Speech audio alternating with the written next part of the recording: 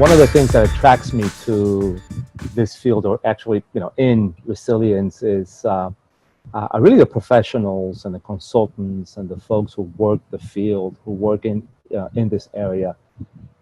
It's so complex, it's so important, and so central to the future of the planet and to all these local cities and states that your work is really vital. And just to have a chance to talk to you today and get your take on what's going on and what your priorities are. And you're starting a new consulting firm, started in October, I think it was, right?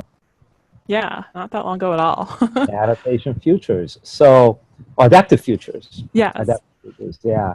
So why don't you, if we can start by just, tell us a little bit about Adaptive Futures, and where do you see your role, your niche, your passion, your expertise serving this entire space moving forward? Yeah, so I started Adaptive Futures, like you said, really not that long ago, back in the fall of 2017. And I started it because I really wanted to start working more with some nonprofits and some localities, cities and states on building adaptive capacity. I had previously worked in the federal government for about 14 years, and I worked at the General Services Administration, which is essentially the procurement arm of the federal government. They are the real estate owners for the federal buildings, and then we also have the procurement side, which is where we put the contracts together for the federal government. So I actually started in the space in sustainability, where I think a lot of us started our work, was looking at how do we reduce our impact on the environment. And it goes back a while that I started in that space, but I found, particularly in the government, we were moving, in inches in that space in some ways. On the building side, we were moving fast. On the procurement side, and getting sustainability embedded into the way we purchase products and services, and ensuring that we had sustainability, and they were moving slow. And, as you start to just hear about the climate projections and see how quickly the climate is changing, I thought, I'd really like to move into the space where I can start assisting and preparing for the changes as well. And that's how I kind of got into the adaptation space. And I think just seeing the real world examples that we've seen, whether it's been the hurricanes that we've seen, Katrina, Sandy, Maria, and then even here in the DC area where I am, the derecho that hit here back in 2012 was a really interesting experience, just to see an area that has supposedly really hardened up, from a security perspective, to see what some of the failures were when one strong storm that started all the way out in Iowa, built up some steam, got out here, and took out so much of our infrastructure. Our telecommunication systems went down, and our 911 system went down for several days. Wow. And I remember, our cell phones didn't work, but we could get text messages. And I remember getting this text message from Arlington County that said, 911 is down. If you have an emergency, go to your nearest fire station. And that just kind of hit me like a wall, like, wow, this, we are not really prepared as we think we are, even in a place that thinks it is well prepared for impacts. So really, with the company I've started, Adaptive Futures, my tagline is preparing today for a better tomorrow. And that's really kind of what I'm all about. I want to, make a future that has a more positive experience. And part of that is, starting to make those preparations today for the climate impacts we'll see tomorrow. From your website, you say, understanding your organization's risks to climate change and extreme weather, having an engaging strategy to address these risks, the ability to easily adjust to changing environmental conditions with market demands, and what really struck me the most, the confidence to tell your clients you are prepared to operate in a changing climate. So tell us a little bit more about that last slide. So you see your part of your role is telling or explaining to your clients how important it is for them to tell their clients or their customer base that they are prepared. So you're tying adaptation to a brand, to a message, to a corporate relationship. Right. What's your thinking on that? I find that really interesting. Yeah, so, we live in such a fast-paced, high-demand world today where we expect things to be readily available at the ready, right? And that's kind of part of what businesses want to be able to show this day, that, hey, our downtime is low. You think about, we all depend now on our internet connections, right? Our telecommunications access to have conversations online, to access our data or our documents in the cloud. And, having that confidence tell your customers, your clients, that we have looked at this risk that we know is coming. There's a tremendous amount of data here. We know it's coming. We have actually, surprisingly, for such a huge problem, massive global problem, we have a good bit of lead time here to start addressing these risks. And we're doing that, and we're proactively doing that. And that is going to make us a better business, and it's going to make us be able to serve our clients better. And I would say that should be expanded beyond just the business community, also to, governments that, they serve their communities. People want to know that they're preparing for this as well, and that it's, there won't be that downtime, that they can easily adjust to the changes as much as possible. Yeah, absolutely. Now, I did see your GSA experience in your record there on your LinkedIn page, and supply chain management happens to be one of the most difficult and kind of challenging areas to grapple with, or to really manage in the face of these climate risks. So, I mean, especially for larger companies, but really for anybody, even a small company, in a local place, in a city or a neighborhood, depends on all kinds of suppliers, mostly, in most cases, stretching far beyond their immediate surrounding area. So when you sit with a client and you talk about supply chain, and given your experience with the government, which is the biggest purchaser in the world, so you really come from as big a league as it gets. What kind of advice do you provide, or do you give, and how do you guide, or how do you really get a client to understand the stakes of really dealing with or preparing for risks far away in foreign lands, or really in distant sourcing? Yeah, that's a great question, because our supply chains definitely are becoming more and more global and more far-reaching. And there are some great examples out there of where there's been one extreme event in one area that was really important to a supply chain, and it kind of it took them down. One example is from 2011, Western Digital. They make hard drives, and they have these little tiny components called disk sliders, which helps write the information onto the hard drive. Well, one of their facilities was hit by an extreme weather event that manufactures these disk sliders, and they happen to manufacture a quarter of the market of those disk sliders. And there are images of people in boats, going by this facility, and it was interesting to see what happened after that. I mean, access to hard drives, the market demand was still there, but the supply wasn't. And then at the same time, that market was contracting. There was, one company that manufactured the same thing buying out another. And so it led to, in the end, higher prices for consumers, because there was this demand for this product, but there wasn't the supply. Western Digital was trying to recoup the costs, and they were very transparent about that they had to increase their costs to recoup and rebuild and continue to manufacture. And at the same time, that market contracted, which allowed the prices to stay higher. There wasn't as much competition. And I think, to what the Department of Defense says is that climate change is a threat multiplier. And I think that's a great example of that, where, there can be multiple things going on at the same time. It's not just this climate event, but at the same time, the market for this was contracting. So, and that really can impact, your supply chain and whether you can deliver to your clients. So I try and pull from examples like that we see out there. And I think, it can be very overwhelming to think about climate change and a supply chain. They're two very complex arenas. But so the first thing to do is definitely to prioritize and to figure out, what is critical to your operations? What is critical to your bottom line? And in the government, that's something that we started to do when I was there. I talk a lot about telecommunications because that's what we found was a mission critical service that through GSA's contracts, we were supplying to other federal agencies.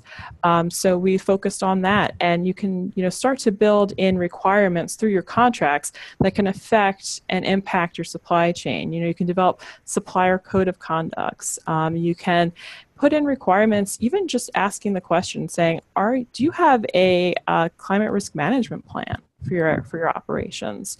Can start to drive companies in that sector to start doing that, because they say, we want to supply to you, and if this is going to be a requirement, we're going to start doing that. So I think through the procurement process, you can affect and drive a lot of change when it comes to climate change risk management.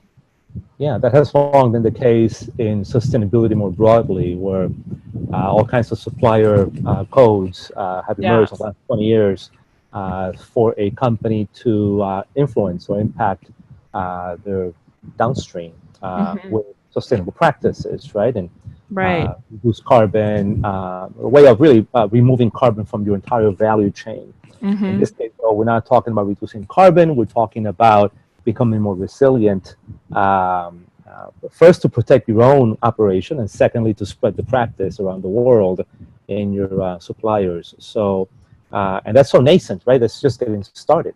Yes, absolutely. Yeah. And one of the other things that we benefited from too when we did this at GSA was we did a scenario session. We did tabletop scenario session, and we created a very specific scenario and brought in people who work on the telecommunications contracts, brought in a customer who buys these services, and also resided in a mission critical facility that we managed. And we just for a day went through a very specific scenario. Here's what's happening. Here's an extreme event hitting this facility and taking out this telecommunications system, and how, what can we do now today to prepare for that? And we were actually able to take some lessons learned from that and insert it into the next $50 billion government-wide telecommunications contract. I mean, something as simple as most telecom equipment ends up in the basement. Why don't you put it on carts with rolling wheels? So if an event like a hurricane or storm is coming or flood, you can move it and get it out of there, and you don't lose your equipment. It can be some very simple things. Now, in terms of long distance shipping and cargo, mostly from Asia, Asia has become the manufacturing center of the world, and so much of our lives and businesses depend, and governments depend on stuff that we get from Asia, mostly tangible products. And so, so when you look at distant, right, cross-continental or where you need ships across oceans, whether it's from Asia, from Europe, even across from Latin America, moving north, what should be the mindset of a company or even a city when sitting down as you did in the government and looking at that, but that longer distance travel of your equipment? What is it that some steps that we can probably take or think about to become more resilient in light of that? I mean, if there are opportunities to source more locally, that's always, a first step you can take to kind of reduce some of that transit time. And that's one of those great, you get more bang for your buck because you're reducing emissions, right? As well as because it's traveling less distance, as well as possibly building, your resiliency and your adaptive capacity. We do operate so globally. What we buy is manufactured in multiple places and put together, to be one product. And trying to figure out how to shorten that distance can be challenging because we don't necessarily still do those things here in the United States, have the manufacturing capability. Well, it also comes back to what you said earlier about looking at those suppliers and kind of asking the tough questions in terms of, how resilient are you in Asia, China, India? Oh, yes, exactly. Or saying, for example, well, if you have one supplier that is not particularly resilient and there's a higher risk of flooding or hurricane or typhoon or whatever the climate impact might be, then perhaps it's time to choose or to look for another one. Oh, absolutely. Perhaps also in Asia or perhaps closer to home, as you just suggested. But that might be, another one of those, kind of steps to take to have a company or a city be more resilient in its supply chain Oh, management. absolutely. Yeah. Yeah, absolutely.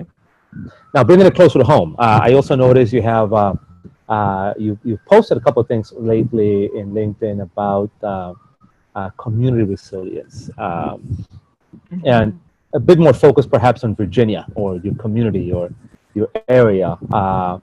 What are some of the challenges that you see in front of or facing some of these local leaders, whether it's city leaders or even neighborhood leaders or company leaders at the local level that you think are glaring examples of areas that need to be addressed? Yeah.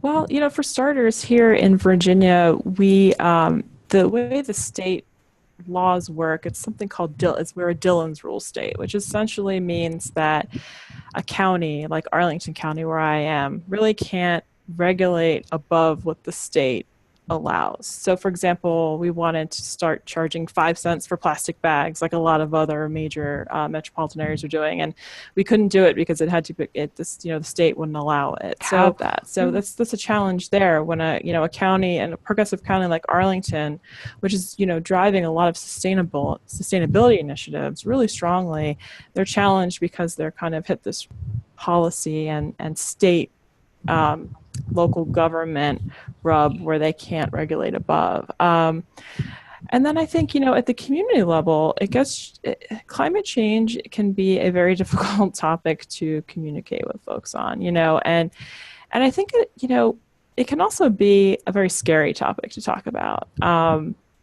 And getting people to the table, like your local residents and community, can be challenging to do that. So I think trying to flip the message sometimes and make it more of a positive message. We have these risks, but we have this great opportunity right now to address them. And through addressing them, we can strengthen our economy. We might get some new interesting technology that we get to use here and get to be a real leader in the space, be more bleeding edge on what we're doing. And, that's something that that I'm focusing on and trying to do more of here and trying to figure out how do we build this coalition here where we can, since the county can't come out and do certain things, how do we do this in such a way that we can pull together the businesses that are here and that are interested, the residents that are here and interested, the nonprofits that are here, and work with the county, and how do we support them in starting to move and shift this forward at a time when maybe the county can't quite push it as hard as they'd like to. That's fascinating. So, all right. So then it's about building a coalition, about bringing the stakeholders and the interested parties together, the ones that are interested, as you say. Yeah. So where you're at in that community, in terms of getting that done, and how do you see it, moving forward? That would be an interesting case study, an interesting example. Yeah. Communities elsewhere. I also noticed that you are the co-chair of the DC-ASAP, or the American Society of Adaptation Professionals. So I wonder if that kind of playing a role, if ASAP is playing a role in kind of like bringing some of these folks together and getting some things done. Yeah, well, I hope that we can do that. This is really in its infancy right now, the coalition I'm trying to build. I've got a couple of companies that are interested. I'm just trying to kind of pull them together, meet with some other folks, and really start to get a couple of key players at the table and say, I'm in. So then we can start to really do a more public launch and move this forward. And I think that definitely, the DC chapter of the American Society of Adaptation Professionals is relatively new, and we've been doing a lot of informational sessions with one another and social events, but we've been noodling on, how do we, there's so much knowledge here in this community. How can we use that knowledge beyond just getting together and sharing information, but to start to affect these communities? And I think that this is a space where I would really like to have the chapter get involved with that, and to look at this as a case study about, how does a community start to do this? What are the challenges? And I think just even sometimes sharing that information and getting it out there to other communities who are even thinking about doing this can be so beneficial, because they have some information to go on and say, okay, well, we're similar to them, so that might not work, but that worked for them, so let's try that. And I think really being able to share what we're doing is so incredibly important with one another. Just getting the message out and, sharing what worked and what didn't can really drive us forward faster. And I think sometimes it's just, the hard part is just trying to figure out what is the best way to get this information out? How do I reach the most people who are looking for this? Now, you mentioned messaging, which I think is really important in terms of getting people to really get the message, get the point that these climate risks are real, that they're coming, and of course, in the U.S., there's so much denial of climate change to begin with in some circles. So to the extent you can mobilize the folks who get it and who then want to take some action on the resilience side, and really move to protect and the entire community and help then the community recover from any climate impact that might hit. So in terms of messaging, have you found any hot buttons, anything that you can share that you think or has worked in your experience, or you think you kind of are working on to integrate it into your language and into the way you go about getting people mobilized or getting people involved and participating? Any message points that you can share? Going back to the kind of the community level piece, at the end of the day, we all go back to our homes and after work or wherever we've been, and we're with our community, and really, building that community resilience and building kind of that web of resilience, that fabric of resilience, where we can help each other out in the during hard times. There'll be the physical and the emotional impacts of climate change that I think it's that human component that I hope we start to hear more about. We talk a lot about buildings and infrastructure, but you don't hear as much about the human component. And I do think that when we get more down to that human, personal level, how will this affect us on a daily basis going forward? That you can really tap in more to people's value sets that way. It's such a personal response. That I think if we can try and show that we can support each other in our communities, that could be a really positive way to frame this issue. And then looking at the human component of it, I think that's where maybe some of the messaging could really start to drive the change. It's interesting because I see, as we have power outages from storms and new houses are built in my neighborhood, I see a lot of, generators getting put in. And what I've noticed is, when the power goes out, you immediately, you hear these generators go on, you hear the noise of it, and then you never see anyone because it drives everybody to stay in their house. And because I have power, I have heat or air conditioning or whatever it might be, I'm good here until the power comes back on. And I feel like that kind of detracts from what we're trying to do when we build resilience, which is to support our community. So I'd love to see more, we have community houses in various Arlington neighborhoods. I'd love to see community houses have generators so that people go there and they can check in on one another and support each other that way as well.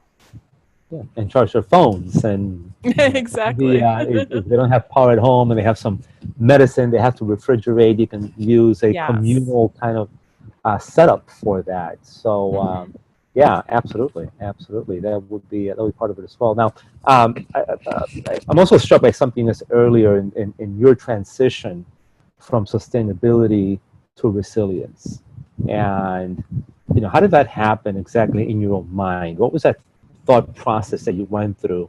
Because you started out in sustainability, as you said, like all of us do or have, and so as we move from sustainability to resilience, there's a moment, a realization that that that causes that flip, that switch.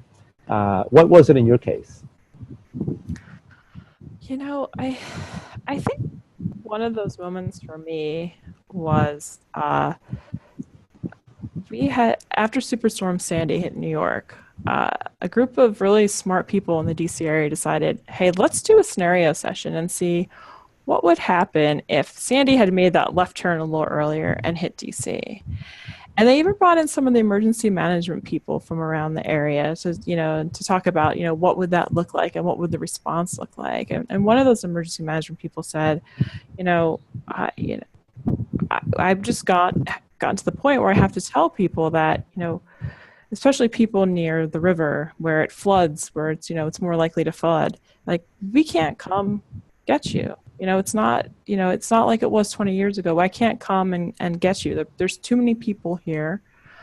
And we just don't have the capacity to come and, get someone from their house right away, and save them. And that really struck me, just, in terms of, wow, this is a turning moment in our lives, and we have this choice now that we can, start to prepare for this. And I feel like, that for me was a big part of that moment. It was just that the gravity of that comment, and I think a lot of times it's easy to think, oh, well, there's, these government support systems that can help us out in these situations, and they're being taxed as well, with the more events that they're addressing, and that we really need to start. More of us need to start working in this space and working together. Wow, that was a moving, very emotional testimony. I want to thank you for sharing that with us, and again, on that note, thank you, Katie, for opening yourself to us and to the world, and really making yourself available as you have done in this career switch to building a more resilient world. So congratulations on that, and thank you for joining. Thank you. It was an honor to be here. Thank you, Alex.